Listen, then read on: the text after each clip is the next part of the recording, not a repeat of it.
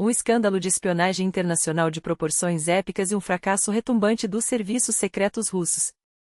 Cada detalhe revelado. A Rússia está desconectada? Uma cidade inteira ficou sem internet justamente durante a visita de Putin. Coincidência, sabotagem ou ataque cibernético? A OTAN está sob fogo. O summit corre risco de desmoronar, e a aliança pode se fraturar. Trump está furioso. Declarações bombásticas que ninguém esperava. 3 metros de valas e dezenas de bunkers aguardam a chegada de tanques. Não são mais simulados. São preparativos reais. Para que tipo de guerra a vizinha da Rússia está se armando? Uma investigação explosiva aponta para Lukashenko, que rompeu relações na hora. O que aconteceu em Minsk? Ele era responsável pela segurança da Casa Branca e escondeu seu passado. Quem é esse Sergei, e por que Trump confia tanto nele? E muito mais. As notícias mais urgentes e exclusivas, com detalhes que você não encontra em nenhum outro lugar. Acompanhe o boletim nesta, informações ágeis e claras sobre Rússia, Bielorrússia, Ucrânia e o mundo. Antes de todos e com uma linguagem que todos entendem. Tudo o que você precisa saber hoje. A ofensiva russa ganha força na linha de frente. Os ataques aumentaram em junho, segundo análise do projeto Depstat. O inimigo está mais ativo no setor de Pokrovsk, mas a pressão também é intensa em Kursk, Novopavlovsk, Liman e Toretsk. Juntas, essas áreas concentram 83% de todas as operações ofensivas. Junho segue quente em todo o fronte, enquanto maio registrou uma média de 184 ataques diários, este mês já são 186. Por 5 dias seguidos, os russos lançaram mais de 200 assaltos em um único dia. O Kremlin está sentindo que o mundo perdeu o interesse pela guerra na Ucrânia, ou será que os planos mudaram? Qual é a sua opinião? Deixe seu comentário. A Espanha deu um basta oficial, não apoiará a proposta da OTAN de elevar os gastos com defesa para 5% do PIB. O primeiro-ministro enviou uma carta duríssima ao secretário-geral da Aliança, com um ultimato. A posição é um golpe direto contra Donald Trump, que exige que a Europa assuma mais responsabilidade, especialmente com a guerra na Ucrânia e a possível redução do envolvimento americano na segurança do continente. Para a Espanha, 5% não é apenas irreal, é contraproducente. O máximo que o país aceita é 2,1%. Em casa, o governo enfrenta a pressão da própria coalizão e uma crise política, escândalos de corrupção, queda na popularidade e o medo de que o orçamento militar destrua a agenda social. Gastos com defesa são extremamente impopulares entre o eleitorado de esquerda. Por isso, surpreende que um governo progressista tenha cogitado aumentar esse investimento. Mas as eleições, antes distantes, podem acontecer em poucos meses e ninguém quer assinar um cheque desse tamanho agora. A ideia dos 5% surgiu depois que os Estados Unidos pressionaram os aliados a revisarem seus compromissos, 2% do PIB já não bastam. Países como Lituânia e Polônia, na fronteira com a Rússia, topam pagar mais. Mas Espanha, Itália e Portugal travam o processo. E a Espanha foi a única a falar abertamente. Washington não gostou. Segundo a Bloomberg, Trump pode levar o tema pessoalmente ao próximo summit. Enquanto isso, a OTAN se reúne em Haia. O evento, blindado por uma frota naval, caças e cercas de arame farpado, custará 183 milhões de euros, 1 milhão por minuto de reunião. A Ucrânia foi convidada, mas não terá lugar à mesa principal. Um encontro entre Zelensky e Trump é improvável. Embora não haja uma reunião oficial do Conselho OTAN-Ucrânia, está marcada uma conversa entre Zelensky, Rutte e outros líderes europeus em Haia, logo após o summit. A célula de influência da Rússia foi exposta. O Serviço de Segurança desvendou uma rede de espionagem ligada a Yevgeny Prigozhin, sim, o mesmo que morreu em circunstâncias suspeitas. E agora, um novo escândalo internacional explode na Argentina. O Serviço Nacional de Inteligência, SAID, acusa 5 russos de espionagem e tentativa de manipulação informacional nos assuntos internos do país. A denúncia partiu do porta-voz da presidência argentina, que afirmou: eles agiam em nome da agenda geopolítica do Kremlin.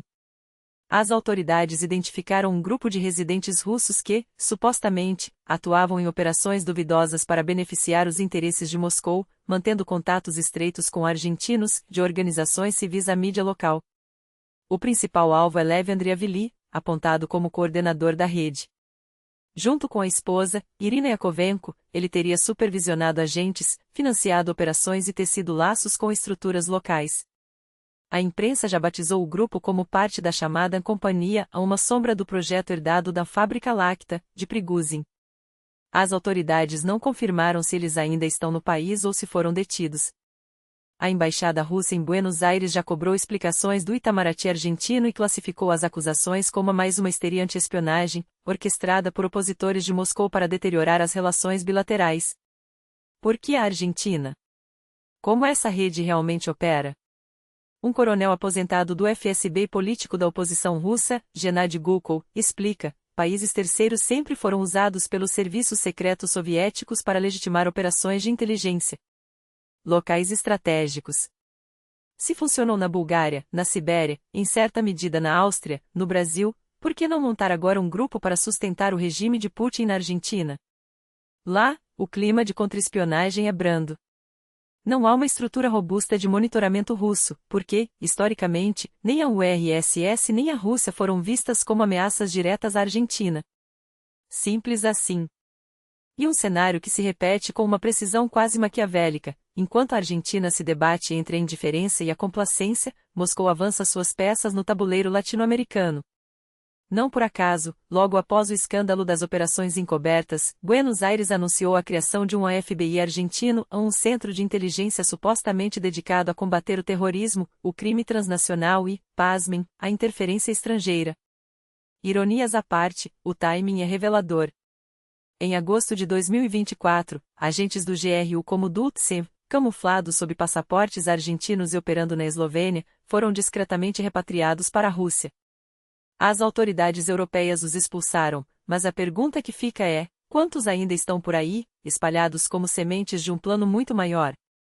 A Argentina, com sua tradição de neutralidade estratégica e sua burocracia porosa, está se tornando o elo fraco perfeito na cadeia de operações russas na América Latina.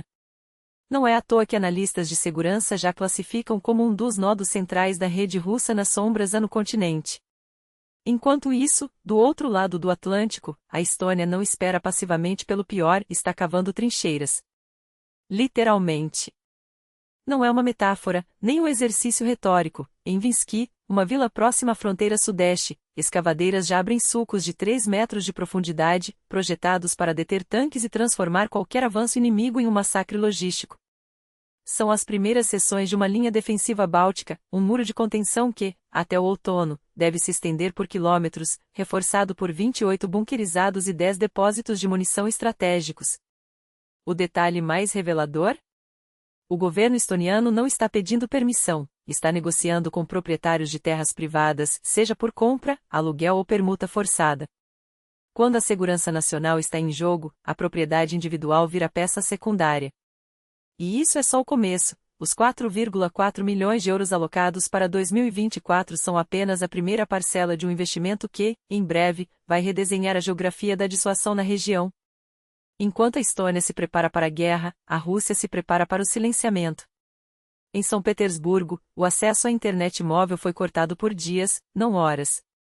O Kremlin justificou a medida como uma providência máxima de segurança, afinal, segundo Dmitry Peskov, porta-voz de Putin, os ucranianos estariam planejando explodir trens com civis.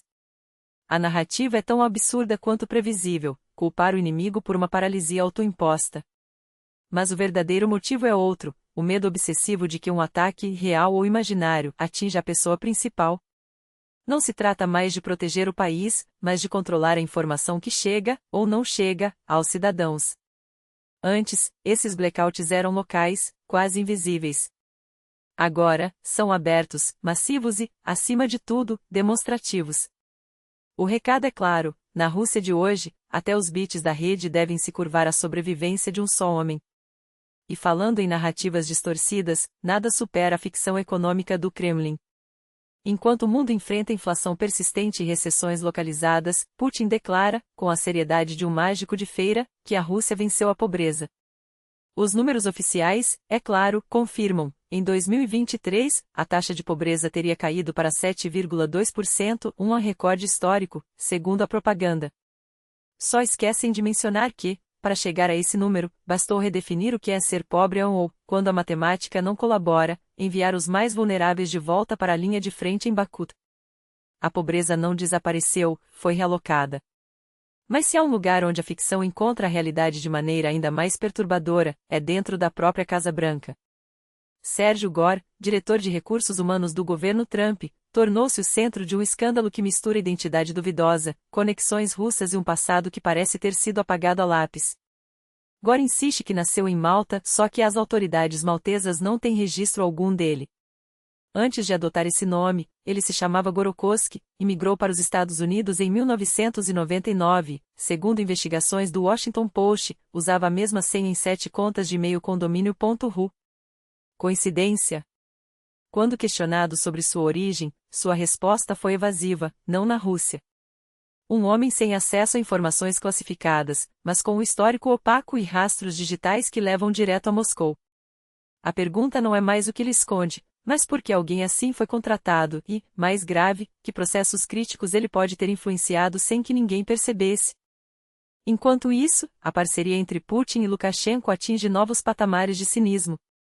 Em uma visita rotineira de altos oficiais de segurança russos a Minsk, o discurso oficial falava em investigar o genocídio do povo bielorrusso e russo. Lukashenko, porém, não perdeu tempo com protocolos. Nesta hora difícil, você e eu sabemos, não escondemos isso. Somos a única nação do mundo que está ao lado da Rússia. Estivemos, estamos e sempre estaremos. A mensagem é de lealdade incondicional, mas o subtexto é de desespero. A Bielorrússia não é mais um aliado, é um refém geopolítico, cujo destino está atrelado à sobrevivência do regime de Putin.